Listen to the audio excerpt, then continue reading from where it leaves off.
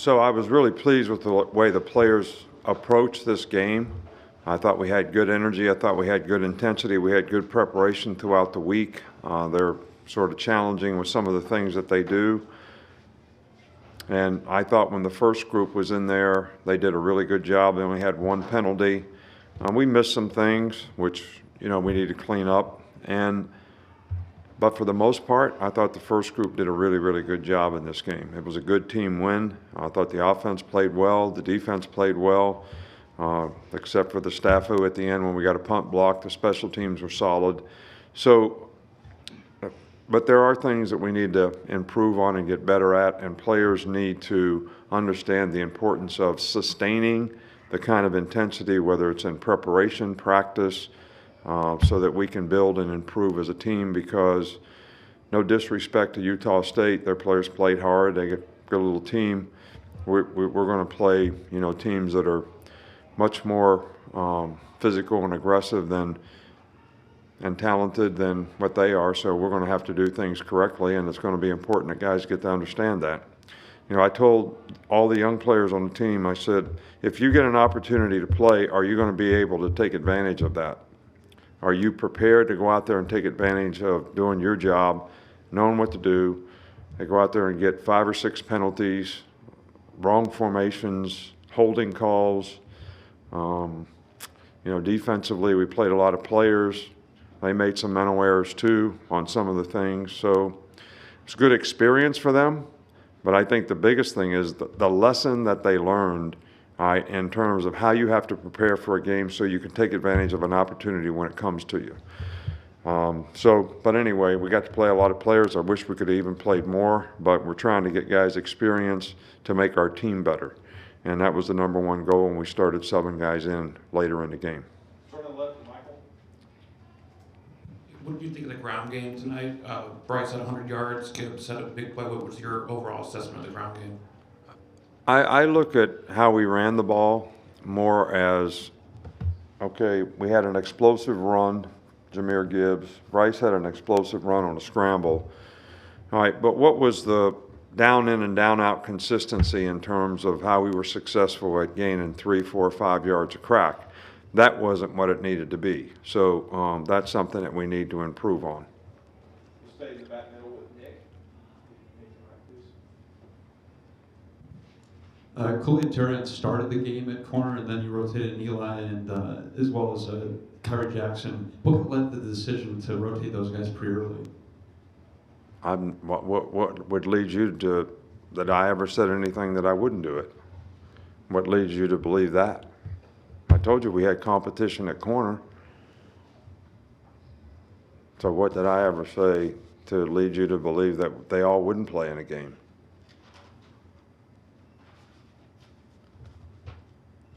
I'm just curious why you guys decided. Well, I'm curious too why you would think that you were surprised that they all played in a game, because I never said that they wouldn't all play in a game. I said there's a lot of competition at corner. I don't know who our best corners are, so we're going to play, so we played them all in a game to see who played the best. So I'm just curious to know why you would be surprised by that.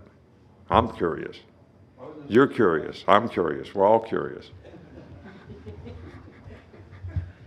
Okay, we'll go to Charlie. You're kind of sticking with that. With the guards, it maybe came as a surprise that Emil didn't start the game, but you did rotate both the left and right guards. Just how do you think all 3 of those guys played in the offense? Look, guys, you guys need to get off the depth chart a little bit, and forget about who started and who didn't. Emil missed 5 days of practice leading up to the game, and he only practiced 2 days. So we wanted to play him in the game, but he hadn't practiced a lot, so we didn't want to play him too much. And only fair to the other guy who started for the 5 days that he was out. So Emil's still the starting right guard. Now, if Emil didn't miss 5 days of practice, I'm not sure who would have started at left guard, because there's competition at every position, which is a good thing. My biggest issue, and this may be the last time you ever get one, my biggest issue on our whole team was the day the depth chart came out. So you may have seen the last one. You all may have seen the last one. Because that's all you worry about. We have competition on our team. We have good players. There's not just, I have, in my mind, 7 or 8 guys that can play winning football on the offensive line. I'm going to play them all.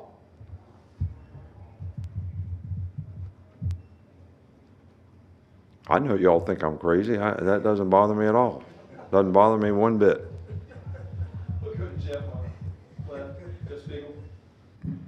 Nick, how did you feel I appreciate you, Jeff. I really do. Oh, The experience, the professionalism. I know you're going to ask me a really good question, too. Well, I mean, I was just wondering, you have a guy like Kobe Prentice for a first start, true freshman. How do you feel like he responded tonight? Well, Kobe's done a really good job. He did a great job in the game. He's practiced really well. He's got an opportunity because JoJo got hurt a couple, 3 weeks ago, and he took advantage of it. He's a bright guy. He's got really good speed. He's got really good hands. He's exactly what we look for to play in the slot, and he's done a really, really good job. So, the freshman receivers got to play, 17, 19. Kobe Prentice, those 3 guys, 24 is playing receiver. All those guys, I think, can develop into being guys that can help us this year. And Kobe's the guy that got the opportunity because somebody got hurt, and he's certainly taken advantage of it and played very well. Go back over to Tony. Yeah, kind of on that note, how happy were you with the overall distribution with the receivers? You had 5 with at least 5 receptions and 3 with 2 touchdowns apiece. You don't really plan to throw the ball to a certain guy. The quarterback reads the defense, and then he's going to throw it one side or the other based on what the other team's doing. So you have no way to determine how many guys. It's kind of like basketball. Can you determine who's going to have the hot hand and who's going to score the most points? Different guys sometimes based on the way the other team plays. Well, the same thing happens at receiver. And I'm happy that everybody got opportunities. So from that standpoint, I'm very pleased and happy. But it's not like Bryce says, okay, I'm going to throw the ball to number 11 this time. I'm going to throw it to number 3 the next time. I'm going to throw it to number 7 the next time. I'm going to throw it to number 80 the next time. He reads the defense, and then he throws it to the guy based on what the defense does. So that's how the ball gets distributed.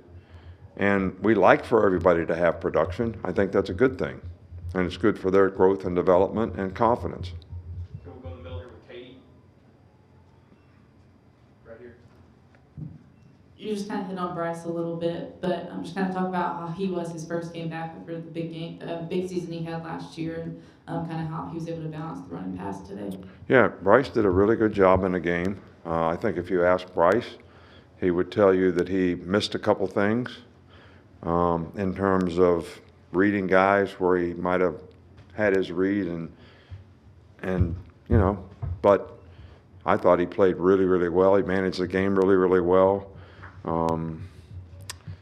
I should have helped him out calling timeout down there in the red zone because they were given a lot of blitz pressures, and we were trying to maybe change the protection or something to make sure we could pick up the blitz, and the shot clock got down there, and he didn't want to have a bad play, and we got timeout called one time. The next time we didn't. So, but anyway, I thought he played really, really well. He's prepared well. His leadership has been phenomenal in terms how he's helped other players around him grow and develop. So I can't be more pleased with his performance.